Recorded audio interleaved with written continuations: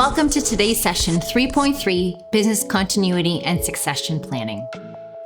My name is Tara Longo, and I ran a bricks and mortar business, an organic butcher shop on Eglinton Avenue in the city of Toronto for 14 years. My background is in finance, and after selling my business, I've been focusing on helping entrepreneurs with their businesses. For today's session, the focus is on the future. This is often one area that entrepreneurs don't immediately think about because no one plans how to exit a business when they first start their business. No one also plans for what to do when things go wrong, whether it be a pandemic or a street closure diverting traffic. By addressing these issues head on, it can make the situation less stressful and give you some comfort as the business evolves. So let's start with the business continuity topic. What exactly does this mean? And to me, business continuity is really a backup plan for your team that lays out plans if unforeseen events knock you off. Planning for continuity will help the business recover quickly. Examples of business continuity could be planning ahead due to a street closure, due to construction, or planning ahead for a pandemic, or finally, planning ahead for a power outage. Now, the varying of these examples is extreme, but each can have very different effects for your business. For example, a retail clothing store might do okay with no power, as they have a battery backup on their cash. But for a food store with no refrigeration, having a power outage is an extremely big deal. So the first step should be to figure out what risks you need to plan for in your business. So compile your team of managers and decision makers and decide what is worth planning for and what the team needs to plan for, because ultimately they will be the ones implementing the plan. They need to be on board before you start planning anything. So with this team, compile a list of risks that you think you should address. And it might initially be a long list, but you're not going to be addressing each one. Using something like this map here would be a good start. You're going to rate the issues according to likelihood and severity, and find the issues that will have the highest likelihood and the highest severity. So to further elaborate, the ones that have the biggest financial impact should be addressed first. So if we take a look at some examples, we can allocate them on this map. Fire or flood. The severity is high, but the likelihood may be low. A data breach. Severity again high. A pandemic. Severity high, likelihood low. I don't think there's any business that could have planned for the pandemic. Maybe people think about it more now, how to work from home, how to stay connected with other staff, etc. These are the ways you would address that issue. Finally, a delay in a supplier shipment means you have 50 orders which aren't there to fulfill. What happens to your customers at that point? How can you plan for that?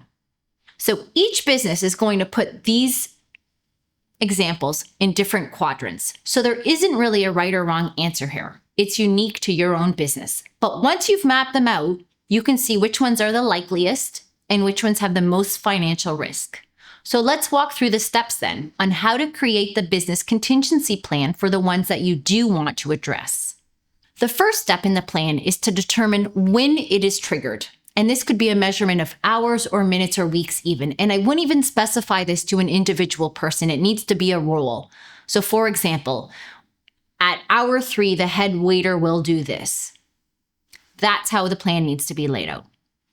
The next part of the plan is to involve your staff, and staff at all levels of the organization. Obviously, they need to feel like they are involved and part of the solution.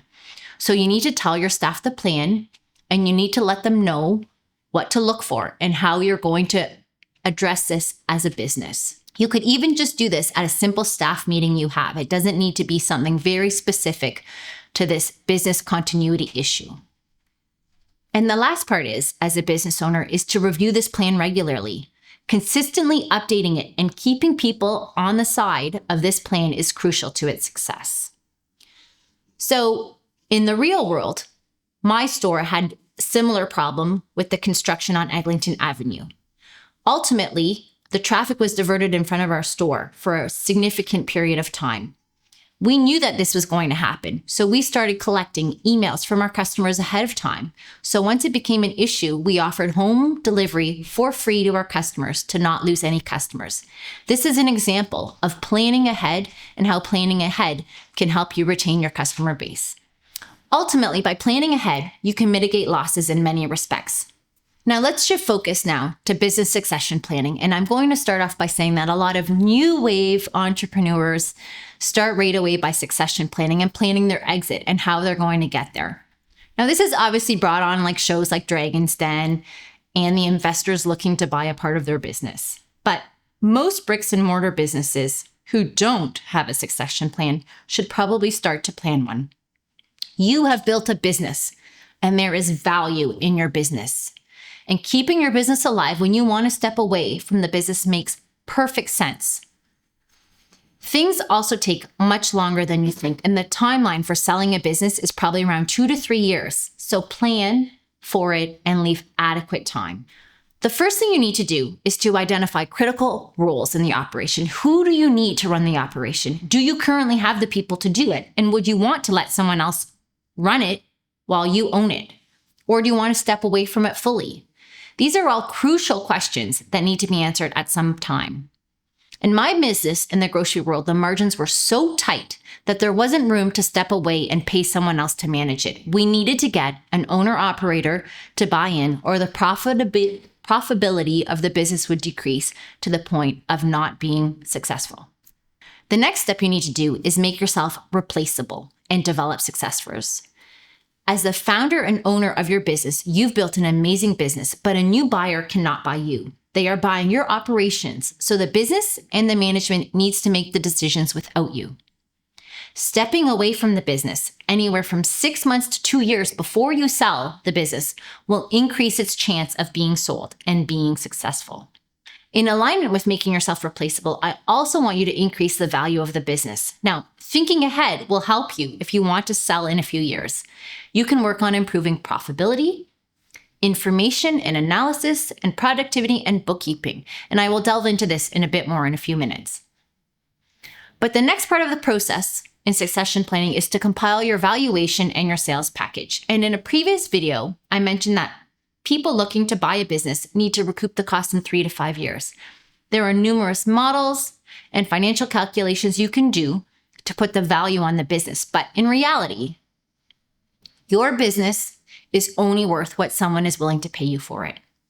So I would set a reasonable expectation and a reasonable price. In terms of sales package, you will put together some information on the company's background, valuation, and the financials. And obviously, you need these financials to be profitable in a bricks and mortar business. And you will most likely need to give 3 years of financial data to a potential buyer. In terms of action plan and review, just like budgeting and reviewing your financial numbers, a regular review of your succession plan should occur around every 6 or 12 months. As I mentioned, selling a business takes much longer than we expect. So starting early will give you a better chance of departing when the time comes. In our business, we eventually sold to a competitor who was looking to enhance their meat offerings and who wanted to acquire our customer base. Originally, we were looking to merge with another retail chain, and we were in discussions for over 2 years with nothing progressing. So we decided to move on. And we were lucky in a lot of ways to find a different purchaser that was looking for the specific criteria that we had. So let's dive a bit deeper into increasing the value of your business in order to get ready to sell it. When a buyer does their due diligence, they're going to ask for 2 to 3 years of historical financials. And even before we were thinking of selling, we knew this, and we strove to make our numbers be the best and most profitable that they could be. We wanted to be prepared for when we needed to provide these numbers. So we started years ahead. Some other ways to increase the value of the business are to develop processes. And this means that things need to be repeatable. For example, training should be standardized. There should be a document on how to train, how to teach people, and best practices in your business. We had a 30-page handbook that outlined everything we did and how we did it. The less dependent you are on the people in the business, the better it can run. So it's time to take things and do them right, and to think about things that will make sense for the future buyer.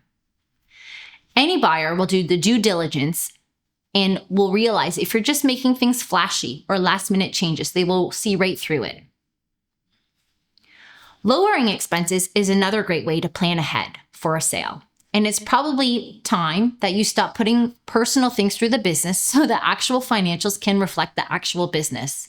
This is a way to get ready for a potential sale. Also, keep investing in the business, which means don't let things get old or run down. That will hurt you in the end, and investors might just see it as a business decline. Let's look at some potential buyers now. There are basically two cohorts of buyers, those internal or family or friends, and those external to the business. Internally, you may have a family member or a key employee who wants to own the business. And this is a great option if you care strongly about how the business will carry on after you, keeping the same vision and values you built into it. An internal succession is also more likely to result in a smooth transition since managers, employees, and your family are already familiar with the business. It can help ensure that employees are cared for and that you ease out gradually. The only issue here is that realistically, they might not be able to afford it. If you have watched previous videos, small businesses sell for around 3 to 5 times earnings, which means they need to make back in 3 to 5 years what they have paid you for it. So for example, if you sold for $500,000, the person buying it would need $100 to $167 in profit over the next 3 to 5 years per year. And if the business can't make that much money, then the price is most likely too high for someone internally. We thought about this with our business, but most of our staff wouldn't have had the financial capacity or the money to be able to buy it from us because the price we were looking for was out of their reach. External buyers, on the other hand, are those from outside the business. They could be people like competitors or a business that's in a slightly different area that wanted you to help them grow.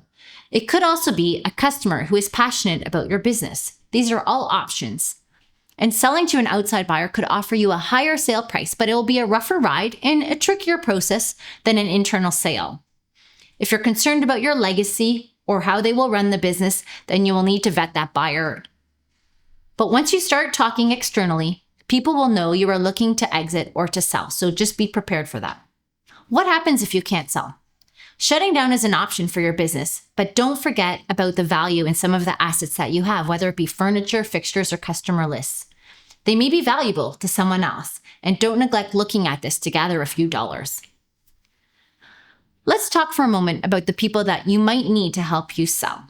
The first one would obviously be some sort of advisor or confidant that you can discuss your business with, and they can help you get what you want. This could be a trusted business person or a colleague or a professional. Your accountant and your lawyer are obviously necessary to be involved to structure the deal. An HR professional or a banker might be needed. Same with the business valuator. But the more layers you add in, the more work that needs to be done, and the more complicated it could unnecessarily become. Obviously, the easiest and the cleanest way to sell the business is for straight up cash for the equity. But there are other financing methods like a vendor's note or debt that might get thrown into the mix. And this is why involving your lawyer or accountant are key to fully understand the options and the resulting implications of the sales term. Finally, I'd like to talk about 2 creative ways of getting paid: vendor notes or takebacks and an earnout. A vendor note or vendor takeback happens when someone buys your business and it's effectively a loan that the vendor gives the buyer to cover part of the sale price. The vendor typically agrees to be paid over time with interest. The reason this happens is to share some of the risk between buyer and seller, or to bridge a gap in sale price and financing, or when there is some uncertainty about the business. But although this happens, I think in all honesty, this is a horrible idea. Let's work through this. You most likely don't have control over the business anymore, or its profit or loss. So why should you not take a payout and hope that the new owner does well? If the new owner doesn't do well, for whatever reason, then you won't get paid, and the business has potentially been ruined. It's not a good spot to be in, so I absolutely would not suggest doing this as a small business owner. An earnout is slightly different, in which you stay on and help the new owner for a period of X months or years to get a smooth transition. And at the end of this period, you would get paid, hence the name earnout. Now, earnouts aren't necessarily preset amounts. They are amounts you get when certain conditions are met. So earnouts are tied to either financial conditions overall profitability, or sales of a specific product or a specific product sold to a clientele. Or it could be operational conditions, maintaining quality, or staff turnover. Earnouts are used to mitigate the effect between the value perceived between the seller and the buyer when there's uncertainty in the business, or to allow the vendor to profit from the upside of something new that's being done that the purchaser did not give any value to when establishing the purchasing price. Structuring the deal is very important in these two cases, which is why it's important to think of these ahead of time and to talk to trusted and knowledgeable experts about your deal. You don't want to get into one of these scenarios where you don't fully understand what the implications are. So that wraps up our session today on succession planning and business continuity. I hope you were able to take away some pointers from today's session. Good luck.